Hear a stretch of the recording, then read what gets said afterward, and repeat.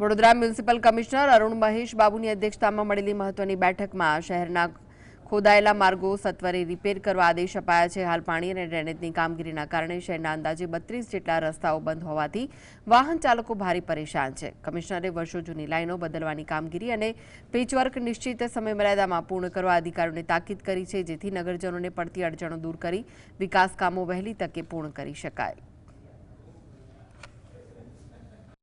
આ જે rods diversion કરવામાં આવ્યું અને ક્લોઝર્સ કરવામાં આવ્યું, આના કારણે પબ્લિકનું મૂવમેન્ટ અને ટ્રાફિક જામનું ભારણ વધતું જાય છે। એને વહેલા તકે નિરાકરણ લાવવા માટે જે પણ રોડ ક્લોઝર્સ લીધા છે, ડાયવર્શન્સ લીધા છે અને જે પાણીનું કામ અને ડ્રેનેજનું કામ અમે ચલાવી રહ્યા છે, એને વહેલા તકે પૂરું કરવા માટે આજે એક્ઝિક્યુટિવ એન્જિનિયર્સ પ્રોજેક્ટ્સ અને ડેપ્યુટી એન્જિનિયર્સની રિવ્યૂ બેઠક કરવામાં આવ્યું।